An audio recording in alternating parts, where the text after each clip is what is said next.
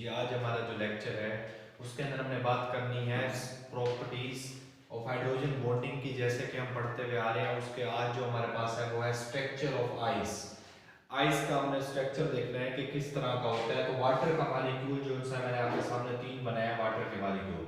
तो आप देख सकते हैं कि इसने लोन पेयर ने, आपको ये पहले भी पता है, इस हाइड्रोजन के साथ हाइड्रोजन बॉन्डिंग बना देता है, ये ऑक्सीजन के दो लोन पेयर, जिसकी वजह से इसका स्ट्रक्चर जो है वो कौन सा होता है, टेट्राहेड्रल स्ट्रक्चर होता है। तो अब हम मजीद इसको देखते हैं कि स्ट्रक्चर ऑफ आइस हमारे पास किस तरह का होता है। तो देखेंगे water molecule tetrahedral structure, water molecule का टेट्राहेड्रल स्ट्रक्चर होता है two lone pair of oxygen, जो दो लोन पेयर ऑक्सीजन में मौजूद हैं, occupied two corner of tetrahedron, उनकी वजह से क्या होता है आपके पास इसका स्ट्रक्चर टेट्राहेड्रॉन बनता है। इन लिक्विड स्टेट में क्या होता है कि water molecules are extensively associated with each other and associated break and formed water molecule is mobile. इसमें बता रहे हैं वाटर का मॉलिक्यूल जो होते हैं वो मोबाइल होते हैं, उनके अंदर जो फोर्सेस होती हैं वो वीक होती हैं, जिसकी वजह से ये जो आपके पास इंटरमॉलिक्यूलर फोर्सेस बनती हैं। देखिए ये वाटर मॉलिक्यूल अब यहाँ पे फिक्स तो नहीं है ना, ये मोबाइल कर रहा होता है, हमेशा जो है ये क्या कर रहा होता है, हरकत में होते हैं वाटर के मॉलिक्यूल। तो ये जब आगे चला जाएगा तो ये हाइड्रोजन बॉन्डिंग खत्म हो जाएगी, फिर पीछे जाएगा हाइड्रोजन बॉन्डिंग खत्म हो जाएगी। मतलब हाइड्रोजन बॉन्डिंग बनती रहती है और ब्रेक भी होती रहती है और रीफॉर्म्ड बनती भी रहती है। तो तीसरे पॉइंट का आपको ये बता रहा है कि जो लिक्विड स्टेट के अंदर वाटर मॉलिक्यूल होते हैं वो मोबाइल होते हैं, मतलब उनके दरमियान में बॉन्डिंग बनती भी रहती है और हाइड्रोजन बॉन्डिंग ब्रेक भी होती रहती है और रीफॉर्म्ड भी होती रहती है। इसके बाद अगले है टेंपरेचर ऑफ H2O डिक्रीज। अगर हम वाटर का टेंपरेचर डिक्रीज कर दें, ठीक है, तो क्या होता है, आइस इज फॉर्म्ड। हम जानते हैं कि आइस कैसे बनती है, जब वाटर का जो सा टेंपरेचर डिक्रीज हो जाता है। And regular structure through out molecule is formed. अब ये जो वाटर है ना, हमने इसकी बात की, ये मैंने आपको बताया कि वाटर मॉलिक्यूल मोबाइल होते हैं, हरकत कर रहे होते हैं। इनके दरमियान जैसे ये दो वाटर के मॉलिक्यूल हैं, ये आपस में पास आएंगे तो इनके दरमियान में हाइड्रोजन बॉन्डिंग बन जाएगी। लेकिन ये अब यहाँ पे फिक्स तो नहीं होते, क्यों? क्योंकि इनका स्ट्रक्चर इररेगुलर होता है, ये मूवमेंट कर रहे होते हैं। अब ये जैसे आगे चला जाएगा इंटरेक्शन खत्म हो जाएगी, हाइड्रोजन बॉन्डिंग खत्म हो जाएगी, फिर और मॉलिक्यूल आएगा उसके साथ शो करेगा। तो इसका मतलब इसके अंदर वाटर मॉलिक्यूल में इररेगुलर स्ट्रक्चर होता है आपके पास। लेकिन जैसे कि आप वाटर मॉलिक्यूल का टेंपरेचर कम करते हैं डिक्रीज होने की वजह से, वो अपने रेगुलर स्ट्रक्चर में आना शुरू हो जाता है। Empty space created in structure, empty spaces जो है वो मौजूद होना शुरू हो जाती हैं। हम मजीद इसको देखते हैं कि एम्प्टी स्पेसेस इसके अंदर क्यों आती हैं। तो इसके अंदर इस तरीके हम देखते हैं कि freeze water occupy 9% more space and its density decrease. अब डेंसिटी क्या हो जाती है, इसकी डिक्रीज हो जाती है। कैसे डिक्रीज होती है, आप देखें फॉर एग्जांपल 10 डिग्री सेल्सियस पे जो वाटर के मॉलिक्यूल है हमारे पास, वो एक फासले के साथ मौजूद है, मतलब दूर दूर है। जैसे ही मैंने टेंपरेचर कम किया तो ये वाटर के मॉलिक्यूल एक दूसरे के करीब आ गए। अब इससे मजीद कम किया, जब मैं 4 डिग्री सेल्सियस पे पहुंचा तो ये वाटर के मॉलिक्यूल बिल्कुल आपस में क्लोज हो गए। इसका मतलब 4 डिग्री सेल्सियस पे इसके दरमियान जो फासला है बहुत कम हो गया। फासला कम होने की वजह से इसकी डेंसिटी क्या हो गई, मैक्सिमम हो गई, क्योंकि आप डेंसिटी का फार्मूला पढ़ते हैं D = m/v। अब देखिए इसके अंदर दरमियान में वॉल्यूम क्या हो गया, कम हो, जब ज्यादा हो जाएगा वॉल्यूम तो डेंसिटी क्या हो जाएगी आपके पास, कम हो जाएगी।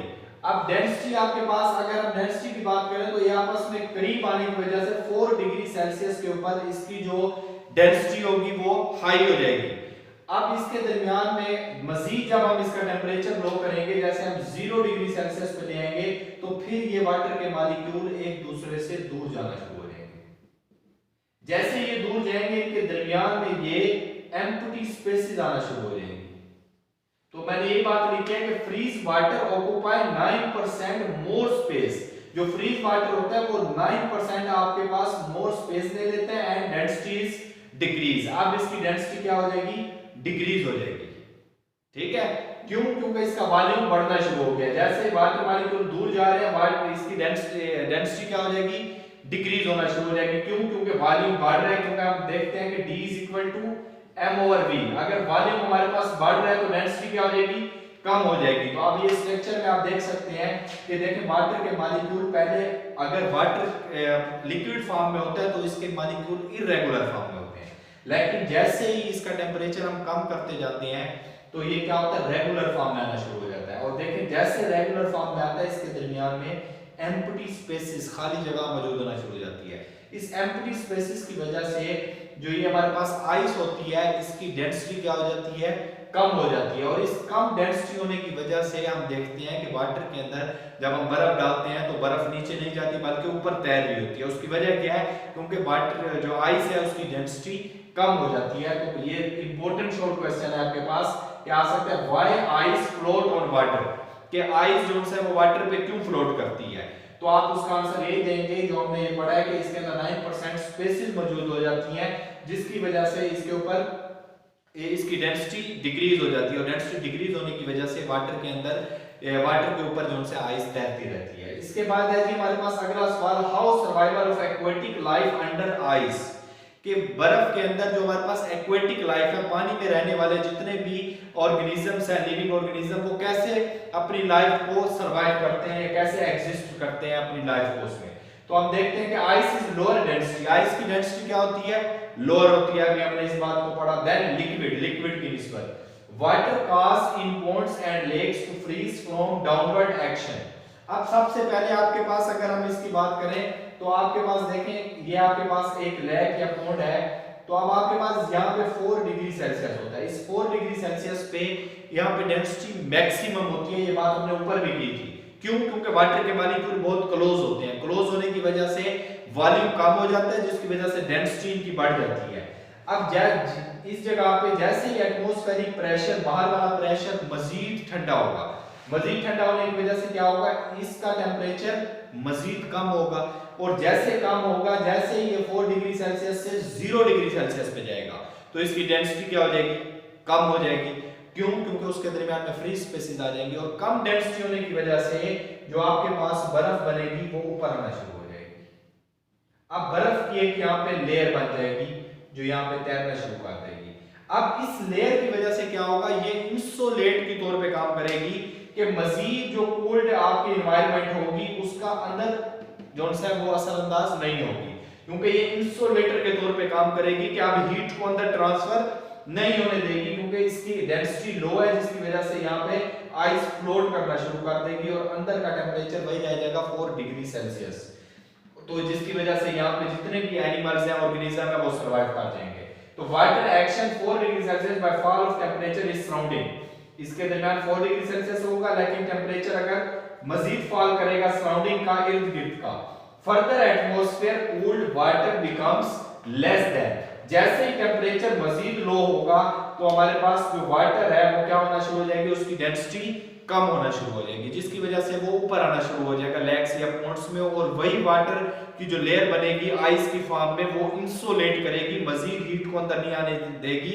अगर मजीद अंदर आ जाएगी, अगर आपके पास कोल्ड ज्यादा हो जाएगा, बर्फ बन जाएगी तो ऑर्गेनिज्म सरवाइव नहीं कर सकेंगे।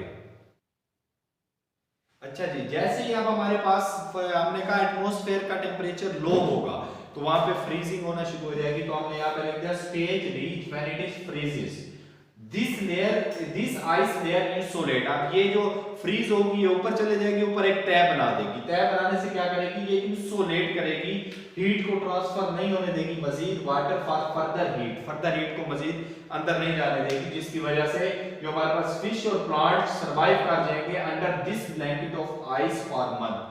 कई महीने के लिए हमारे प्लांट्स और जितने भी लिविंग ऑर्गेनिज्म वाटर के अंदर रह रहे हैं वो फिर सरवाइव कर जाते हैं। उसकी रीजन यही है कि अंदर का टेम्परेचर 4 डिग्री सेल्सियस होता है, जैसे ही मजीद टेम्परेचर बाहर का कूल्ड होना शुरू होता है तो क्या होता है, ये 4 डिग्री सेल्सियस से जैसे ही 0 पे जाता है तो डेंसिटी कम हो जाती है, डेंसिटी कम होने की वजह से वो बर्फ बन के ऊपर आना शुरू हो जाता है और ऊपर एक पानी की बर्फ की एक तह बना देता है और उस बर्फ की तह की वजह से मजीद जो पानी है वो जो है बर्फ में चेंज नहीं होता, जिसकी वजह से प्लांट्स और एनिमल्स ऑर्गेनिज्म उसके अंदर सर्वाइव इजीली कर लेते हैं। इसके बाद ये हमारे पास फोर्थ एप्लीकेशन है हाइड्रोजन बॉन्डिंग की, cleansing action of soap and and detergents, ये सोप एंड डिटर्जेंट जो हम यूज करते हैं इसके अंदर दो हिस्से होते हैं। एक हमारे पास पोलर होता है, इसकी जो हेड होती है, और नॉन पोलर जो है वो टेल होती है, लाइक प्रोटीन। प्रोटीन्स वगैरह नॉन पोलर पार्ट जो है वो रिमूव करता है, जबकि अदर पार्ट है हमारे पास वो पोलर जो सा जो हेड है वो रिमूव करना शुरू कर देता है। Polar part soluble in water, क्योंकि वाटर पोलर है तो जो वाटर जो इसका पोलर पार्ट होता है वो वाटर में सॉल्युबल हो जाता है हाइड्रोजन बॉन्डिंग की वजह से, और नॉन पोलर जो है वो नॉन पोलर में सॉल्युबल हो जाता है, जिसकी वजह से हम देखते हैं कि जैसे ही हम कपड़े धोते हैं तो हमारे जो भी उसके ऊपर ग्रीस वगैरह या जो भी स्ट्रेन्स वगैरह लगती हैं वो फौरन ही रिमूव हो जाती हैं, वो भी हाइड्रोजन बॉन्डिंग की वजह से हो रहा होता है। तो एक एप्लीकेशन ये होगी।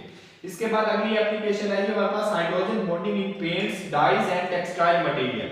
अब जो हम पेंट और डाइज जो हम देखते हैं कि पेंट वगैरह जो हम करवाते हैं घरों में, इसके अंदर एडहेशन एक्शन होता है, मतलब चिपकने की सलाहियत मौजूद होती है। ये किसकी वजह से होती है? Due to hydrogen bonding. इसके बाद है G glue and honey. Glue जो हम यूज करते हैं और हनी जो हम यूज कर देते हैं वो बहुत ज्यादा स्टिकी सब्सटेंस होते हैं, चिपकने वाले, बहुत ज्यादा आपस में जुड़े हुए होते हैं।